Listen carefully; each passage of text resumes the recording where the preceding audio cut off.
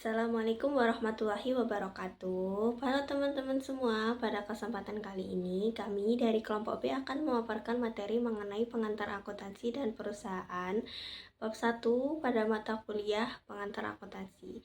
Lewat presentasi ini kami berharap kita bisa sama-sama belajar dan memahami dasar-dasar akuntansi, khususnya bagaimana akuntansi berperan penting dalam dunia bisnis.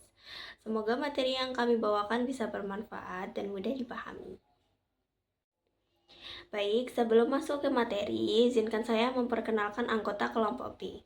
Kelompok kami terdiri dari Feiza Aulia Mahibuddin dengan NPM akhir 218, Salsyabila Sintia dengan NPM akhir 220, Marsha Widya Ramadhani dengan NPM akhir 227, Nadifa Ihsan Likalami Rohmah dengan NPM akhir 247, dan Naira Mentari Utama dengan NPM akhir 253.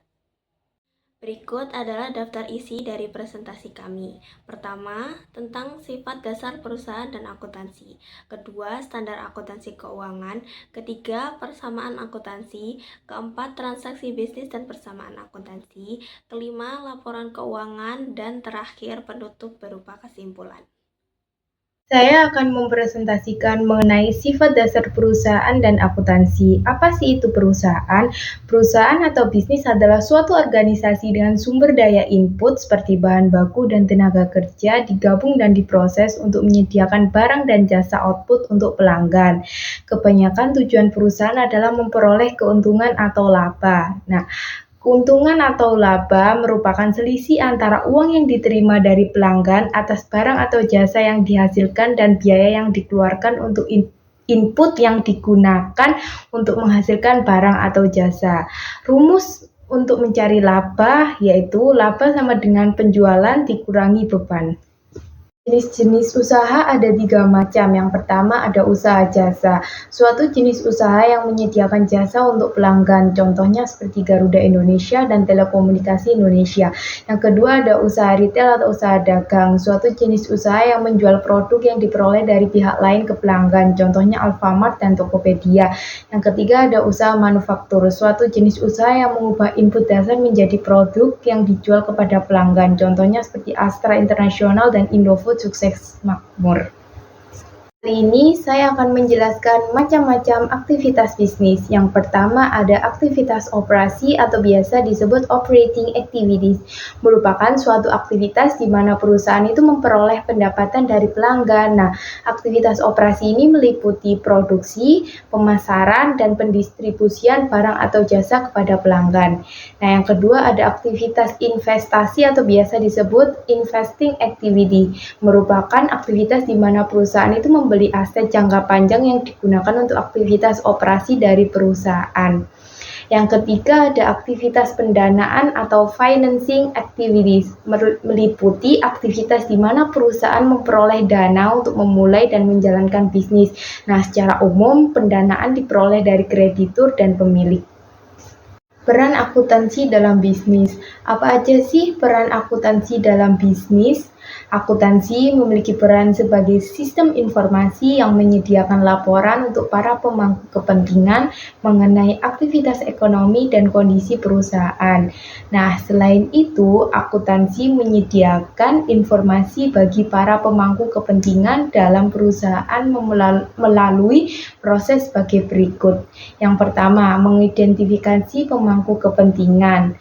Yang kedua, menilai kebutuhan pemangku kepentingan. Yang ketiga, merancang sistem informasi akuntansi untuk memenuhi kebutuhan pemangku kepentingan. Yang keempat, mencatat data ekonomi mengenai aktivitas dan peristiwa bisnis. Yang kelima, menyiapkan laporan akuntansi bagi para pemangku kepentingan. Para pemangku kepentingan dibagi menjadi 2, yaitu internal dan eksternal. Pemangku kepentingan internal ini meliputi manajer dan karyawan.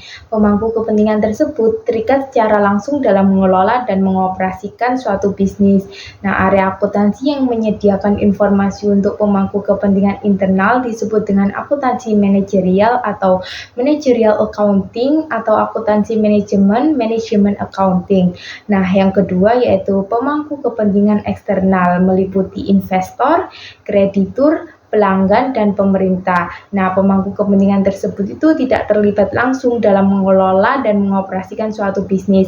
Area akuntansi yang menyediakan informasi untuk pemangku kepentingan eksternal disebut dengan akuntansi keuangan atau financial accounting.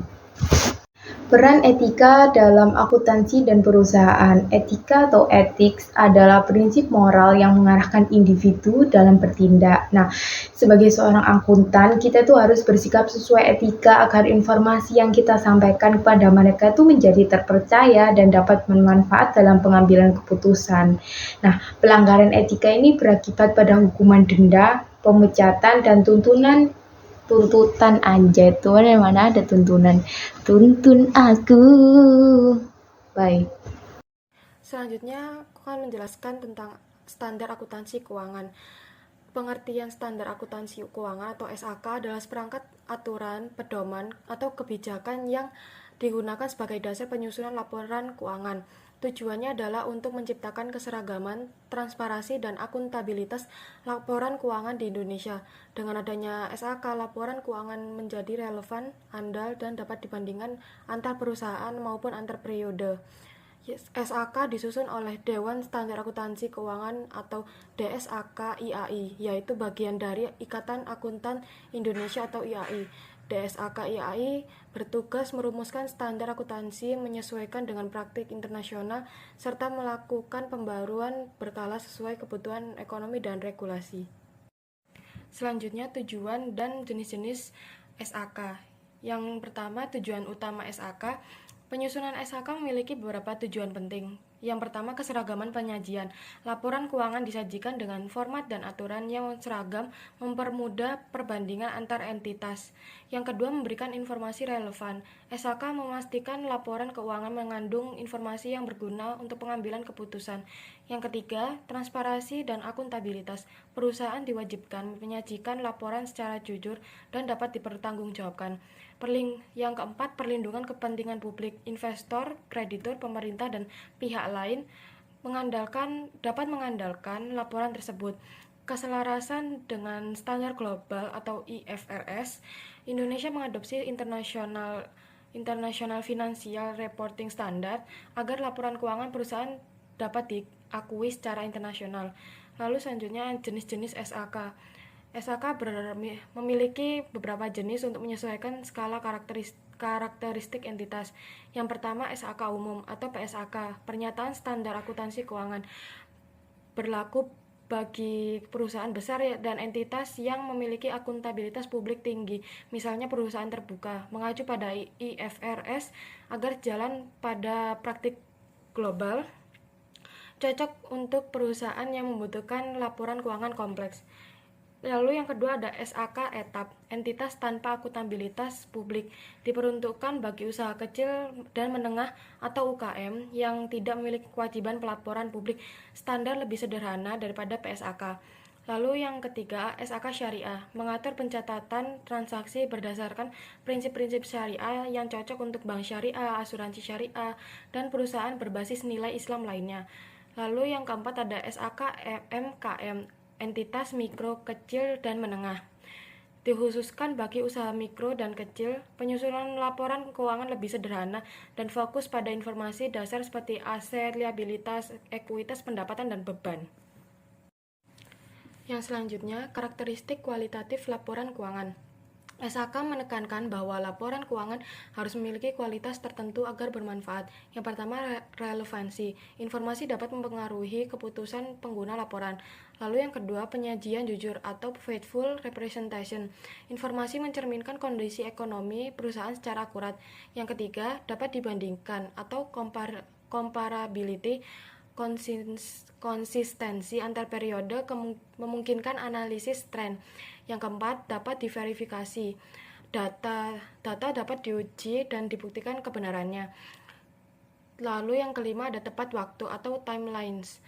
Informasi tersedia saat dibutuhkan untuk pengambilan keputusan. Lalu yang terakhir, dapat dipahami atau understandability, yaitu penyajian yang jelas dan ringkas memudahkan pembaca memahami laporan.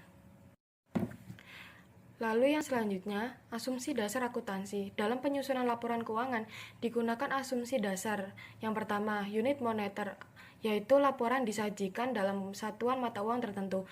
Lalu yang kedua, periode waktu. Aktivitas keuangan dilaporkan secara berkala, bulanan, atau tahunan. Lalu yang ketiga, entitas bisnis.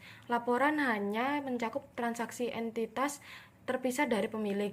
Lalu yang terakhir, keberlanjutan usaha atau going concern.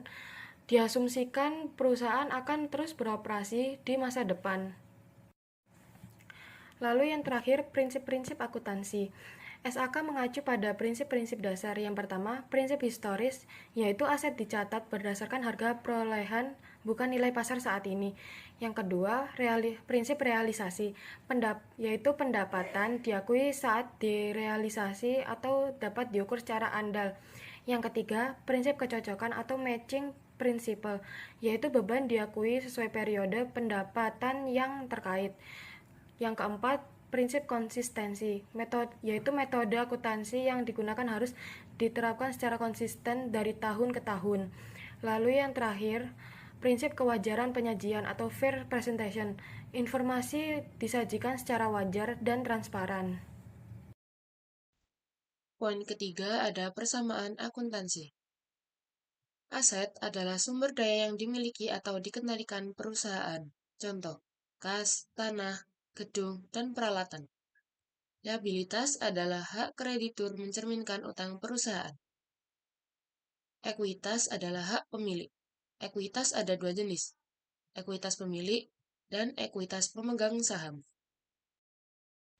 Hubungan antara aset liabilitas ekuitas pemilik, yaitu aset sama dengan liabilitas, ditambah ekuitas pemilik. Contoh, jika aset yang dimiliki suatu perusahaan adalah sebesar 100 juta dan liabilitas 30 juta, nilai ekuitas pemilik sama dengan 70 juta. Jadi, bisa disimpulkan kalau aset itu dikurangi liabilitas sama dengan ekuitas. 100 juta dikurangi 30 juta sama dengan 70 juta.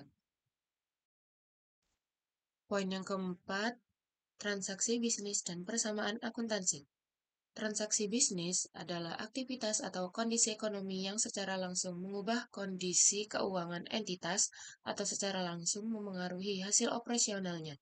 Sebaliknya, perubahan peringkat kredit bisnis tidak secara langsung memengaruhi kas atau jumlah aset, liabilitas, dan ekuitas pemilik. Semua transaksi bisnis dapat dinyatakan dengan perubahan elemen dalam persamaan akuntansi. Adapun istilah-istilah yang biasanya digunakan pada persamaan akuntansi yaitu utang usaha, kewajiban yang terjadi dari pembelian secara kredit. Terus ada beban dibayar di muka, yaitu perlengkapan yang akan digunakan perusahaan di masa mendatang. Yang ketiga itu pendapatan adalah menerima uang atas jasa yang diberikan kepada seorang pelanggan. Nah, beberapa jenis pendapatan itu ada pendapatan jasa, yaitu pendapatan yang diperoleh dari menyediakan jasa. Terus ada penjualan, yaitu pendapatan dari penjualan barang. Ada pendapatan sewa, yaitu pendapatan atas sewa. Pendapatan bunga, yaitu pendapatan atas bunga.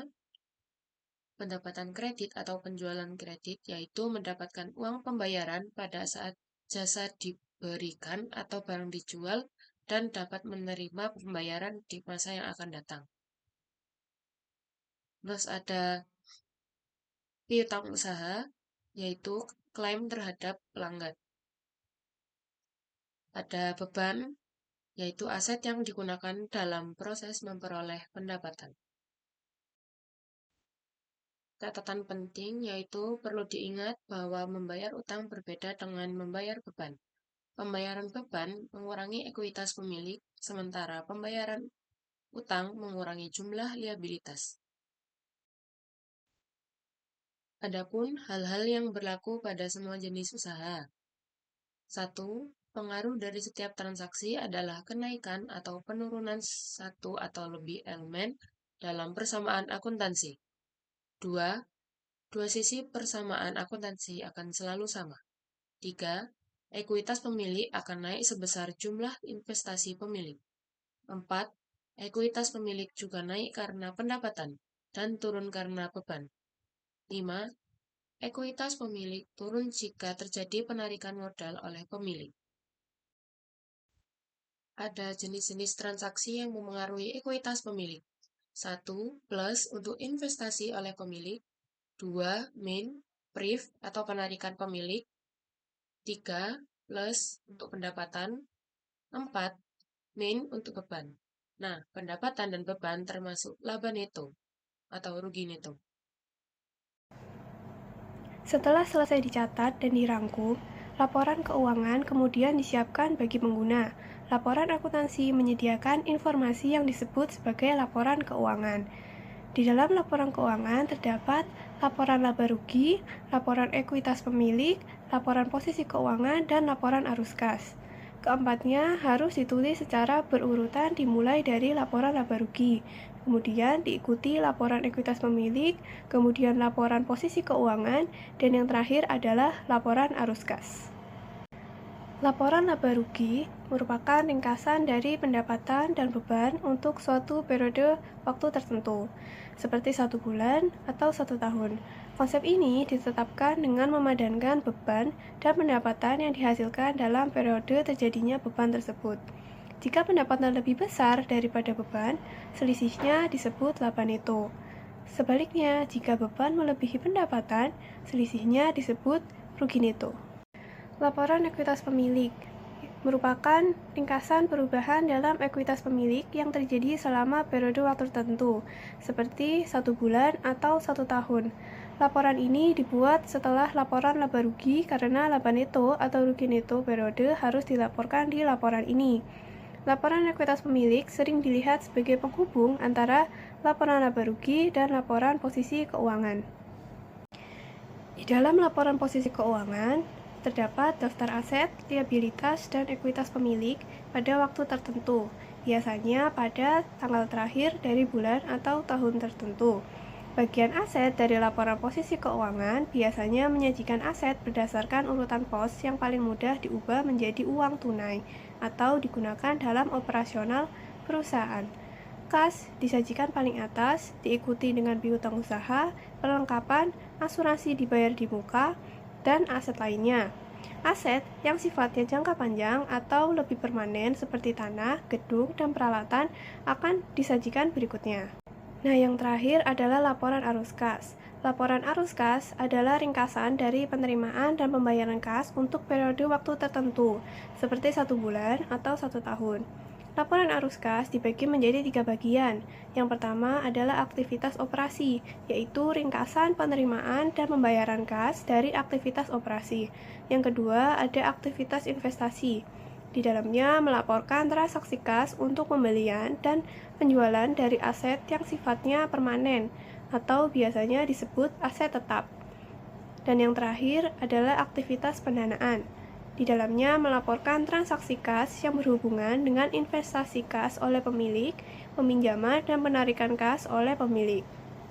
Keterkaitan antar laporan keuangan. Yang pertama adalah hubungan antara laporan laba rugi dan laporan ekuitas pemilik, yaitu laba atau rugi neto dilaporkan di laporan laba rugi dan juga dalam laporan ekuitas pemilik sebagai penambahan atau pengurangan dari modal awal pemilik. Yang kedua, hubungan laporan ekuitas pemilik dan laporan posisi keuangan, yaitu modal pemilik pada akhir periode dilaporkan pada laporan ekuitas pemilik dan laporan posisi keuangan. Kemudian yang terakhir, hubungan laporan posisi keuangan dan laporan arus kas, yaitu kas dilaporkan pada laporan posisi keuangan, juga dilaporkan pada kas akhir periode di laporan arus kas. Baik, jadi setelah semua materi tadi, inti yang bisa kita simpulkan adalah akuntansi berperan sangat penting dalam dunia bisnis karena bukan hanya mencatat angka, tapi juga menyajikan informasi yang dibutuhkan para pemangku kepentingan untuk mengambil keputusan. Standar akuntansi keuangan atau SAK membantu laporan keuangan menjadi lebih seragam, transparan, dan bisa dipercaya. sehingga mudah dibandingkan dengan antar perusahaan. Persamaan akuntansi menjadi dasar pencatatan transaksi yang kemudian disajikan dalam laporan laba rugi, laporan ekuitas pemilik, laporan posisi keuangan, hingga laporan arus kas. Dari laporan-laporan ini, kondisi perusahaan bisa terlihat lebih jelas. Selain itu, etika juga sangat penting agar informasi yang dihasilkan akuntansi dapat dipercaya. Dengan menjunjung etika, akuntansi tidak hanya bermanfaat bagi perusahaan, tapi juga membuka banyak peluang karir bagi para akuntan di berbagai bidang. Demikian kesimpulan sekaligus penutup dari kelompok kami. Semoga materi ini bermanfaat dan bisa menambah pemahaman kita bersama. Terima kasih atas perhatiannya teman-teman. Wassalamualaikum warahmatullahi wabarakatuh.